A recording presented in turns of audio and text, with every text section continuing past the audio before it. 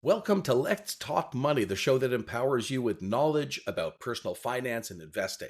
I'm your host, Stephen Libman, and today we're diving into an unusual but thought provoking topic: why money is scarier than clowns. This episode promises to unravel some of the complex fears surrounding money, much deeper than the fear of clowns you might have had as a kid. So let's unravel this financial mystery together. But just before we do that, I need to tell you and give you a reminder: if you're ready to start your new life with money and investing, then you need the 5 insights for making better financial decisions, the completely free guide that you can sign up for and enroll at today at stephenlibman.com. Now, let's get into it. And remember, money moves or it dies. This podcast is for informational purposes only and should not be considered legal, tax, investment, or professional advice. We are not responsible for any losses, damages, or liabilities that may arise from the use of this podcast. Today's episode is packed with insights and surprises.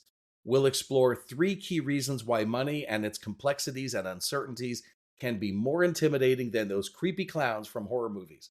We'll delve into the intricate world of finance in Investor Insights, debunk some of the common myths in Money Myths Buster, and most importantly, arm you with practical strategies in wealth wizardry. Getting ready to look at your wallet in a whole new light? Okay, once again, remember, money moves or it dies.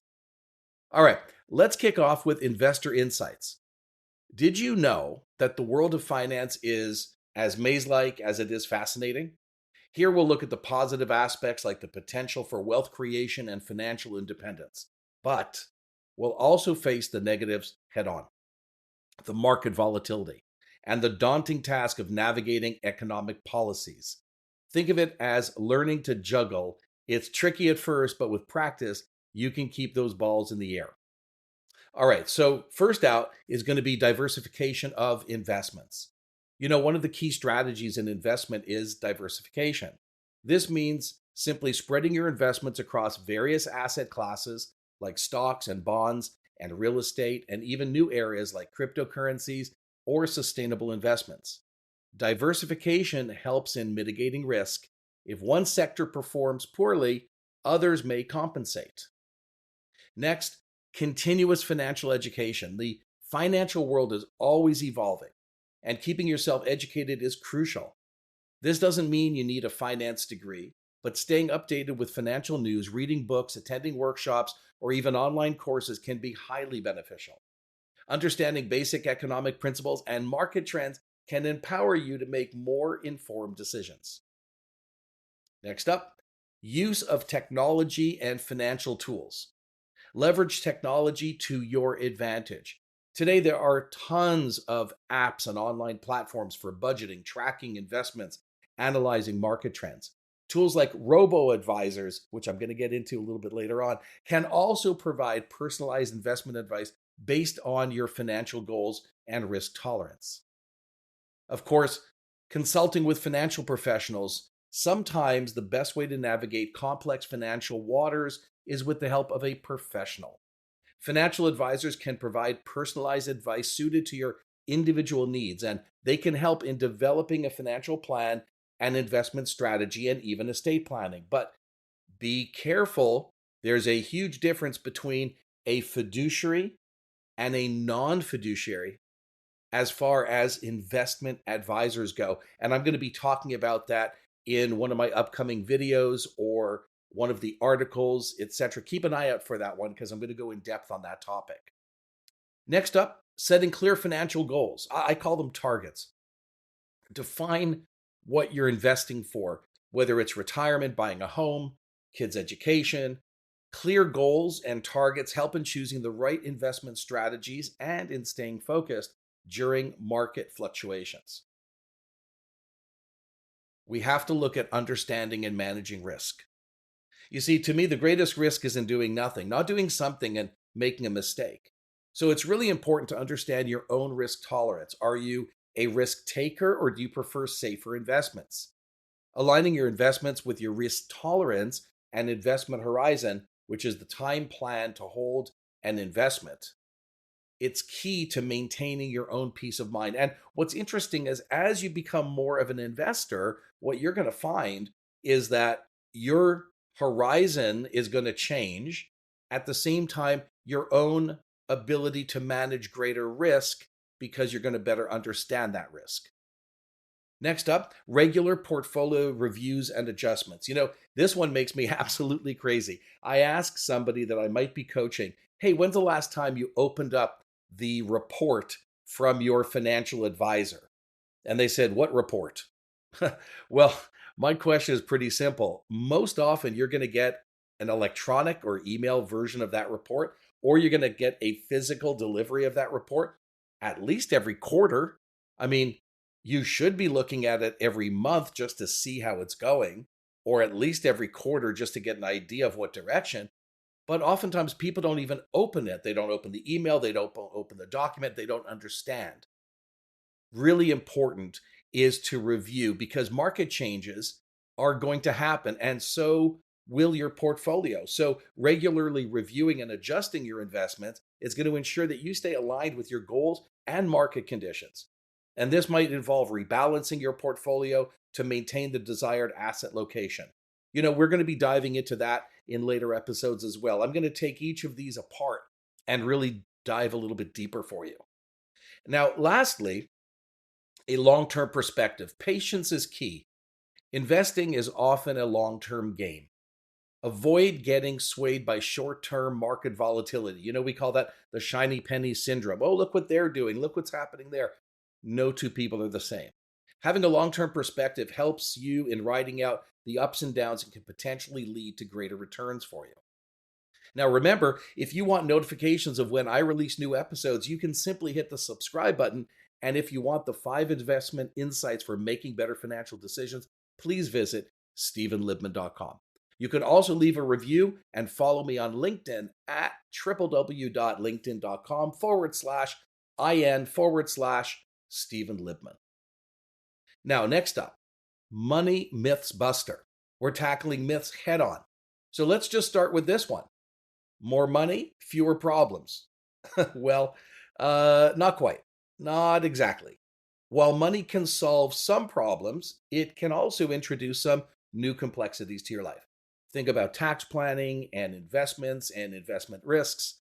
But we're here to bust these myths and bring you back to financial reality. Remember, knowing the truth is the first step to mastering your money. And finally, wealth wizardry, where we share the tips and tricks to navigate the financial world. And today, we'll focus on building a solid financial foundation. Think of it as constructing your financial house. You're going to need a strong base, a clear blueprint, and the right tools. So, what I love about this section called Wealth Wizardry is I get to provide you with a tool or a resource or something to think about to make your life that much simpler. And as I said earlier, I want you to better understand about these robo-advisors because we're just starting to hear more and more about them. So let's get started with robo-advisors. First off, understand what they are. They're automated, algorithm-based platforms that provide financial planning and investment management online with minimal human intervention. And your goal is to begin by researching the best robo-advisors that suit your needs. So look for features like low fees, ease of use, and the types of services they offer, such as tax loss harvesting or retirement planning. I'll get into those in a bit. You also want to set your financial goals to plug into your robo-advisors to set and track those financial goals. Whether you're saving for a new home, for retirement, emergency fund, robo-advisors can help you define how much you need and save and suggest an investment strategy to meet those goals. Most robo-advisors offer the ability to customize your investment portfolio based on your risk tolerance and investment horizon. They also use algorithms to suggest a portfolio mix of stocks, bonds, and other assets and adjust it to automatically as market conditions change. Now, one thing we have to realize is a robo-advisor is not going to work in the realm of, say, real estate, or perhaps cryptocurrencies or alternative investments that they don't have access to. Another topic for robo advisors is called automatic rebalancing. One of the big advantages of robo advisors is their ability to automatically rebalance your portfolio. This means that they will buy or sell assets within your portfolio to maintain a consistent risk level over time in line with your risk tolerances and your individual financial goals. Oftentimes, robo advisors can offer tax optimization strategies, such as one I mentioned before, tax loss harvesting, which can help in minimizing tax liabilities on your investments. And this feature is especially useful for those in higher tax brackets looking to maximize their after tax returns. They're also pretty good at helping you regularly review the performance of your investments through their platform. While these tools generally operate on a set it and forget it kind of basis, it's important to stay informed and make adjustments in your financial situation or goals or as your goals change. And you need to integrate with your personal finance. So some robo advisors can integrate with other financial accounts, providing a 360-degree or spherical or holistic view of your finances. And this can really help in better budgeting, debt management, and overall financial planning. Lastly, many robo-advisor platforms offer terrific educational resources and tools. Use these to enhance your understanding of investing and personal finance.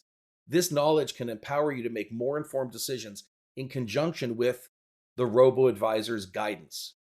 Now, of course, a big question I always get about robo-advisors, are they as good as, better than, or not so good as professional advisors?